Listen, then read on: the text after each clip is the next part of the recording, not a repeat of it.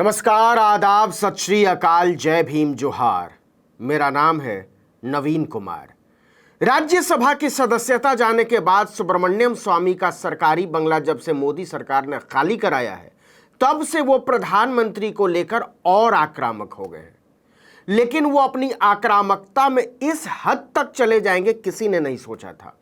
उन्होंने मोदी की तुलना उस पंछी से कर दी है जो हमेशा उल्टा लटका रहता है। जी हां, बीजेपी के पूर्व सांसद सुब्रमण्यम स्वामी ने एक बार फिर से पीएम नरेंद्र मोदी पर कस के तंज कसा है। हालांकि मोदी पर तंज वो अक्सर कसते रहते हैं, लेकिन इस बार वाला जितना मारक है उससे ज्यादा अजीब। अमेरिका से रूस और चीन की लड़ाई में स्वामी ने नरेंद्र मोदी को पंचतंत्र का चमगादड़ बता दिया है और उनका कहना है कि वैश्विक उथल पुथल के इस निर्णायक दौर में मोदी की स्थिति पंचतंत्र के चमगादड़ों जैसी ही रहने वाली है। बिल्कुल सही सुना आपने, स्वामी ने मोदी की तुलना चमगादड़ से कर डाली है।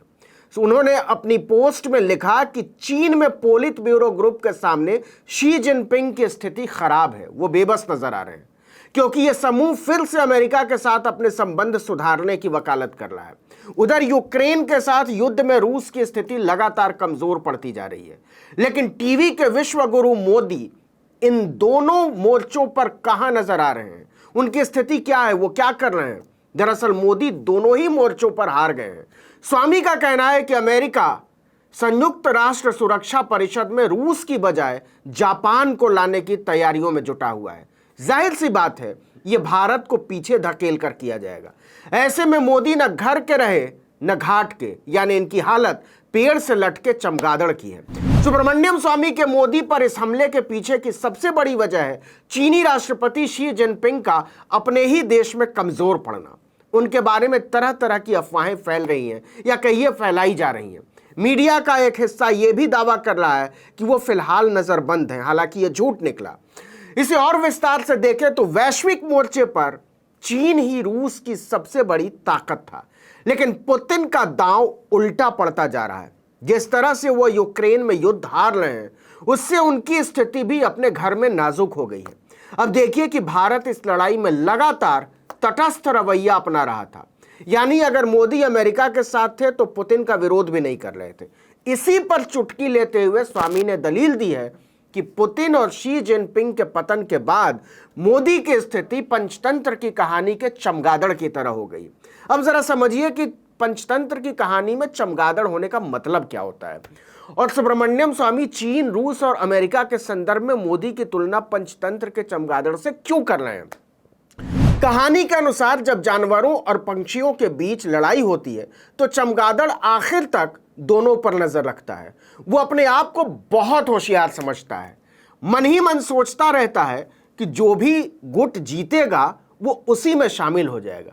नतीजा ये होता है कि जब वो जानवरों को जीतते हुए देखता है, मतलब पशुओं को, तो वो उसके गुट में शामिल हो जाता है और तर्क देता है कि यार मैं पक्षी दिखता भले हूं, लेकिन असल में मैं एक जानवर की तरह हूं। लेकिन बाजी जब पलटती है और पक्षी जीतने लगते हैं तो वो फौरन पक्षियों की तरफ चला जाता है और कहता है कि मैं तो बिल्कुल तुम्हारा सगा हूं, पक्षियों देख लो पंख हैं। ऐसा कई बार होता है, लेकिन दोनों ही गुट धीरे धीरे चमगादड़ की चालबाजी समझने लगते हैं। पशु और पक्षी दोनों इसके बाद उस पर हमला कर देते हैं, फिर दोनों मिलकर उसे पेड़ से लटकने की, उल्टा लटकने की सजा सुना देते हैं। मोदी ने कहा सोचा होगा कि अंतर्राष्ट्रीय कूटनीति में उनकी चालों पर उन्हीं की पार्टी का 6 बार का सांसद रहा एक दिग्गज नेता चमगादड़ कहकर उनका मजाक उड़ाएगा। लेकिन जो हैरानी की बात है वो ये कि इतने के बाद भी बीजेपी की हिम्मत नहीं हो रही है सुब्रमण्यम स्वामी को पार्टी से बाहर निकाल दे। समझ में नहीं आता कि इतना बुरा भला सुनने के बाद भी वो स्वामी पर हाथ डालने की हिम्मत क्यों नहीं कर पाती। आखिर इससे ज्यादा बुरा क्या होगा कि भाजपा का एक कद्दावर नेता मोदी जैसे लोकप्रिय विश्व गुरु की तुलना चमगादड़ से कर रहा है। इस वीडियो में इतना ही, लेकिन अगर आपने आर्टिकल 19 इंडिया को अब तक सब्सक्राइब नहीं किया तो फौरन कर दीजिए, बेल आइकॉन दबाइए, घंटी जैसी आकृति लाइक कीजिए और कमेंट करके बताइए हमारा वीडियो आपको कैसा लगा। यूट्यूब पर देख रहे हैं तो हमारे चैनल को सब्सक्राइब कर दीजिए, फेसबुक पर देख रहे हैं तो हमारे पेज को लाइक कर लीजिए, इंस्टाग्राम पर हमें फॉलो कीजिए और हमारा ट्विटर हैंडल है article19_India। मेरा ट्विटर हैंडल है नवीन जर्नलिस्ट। आप सबको फॉलो कर सकते हैं। नमस्कार।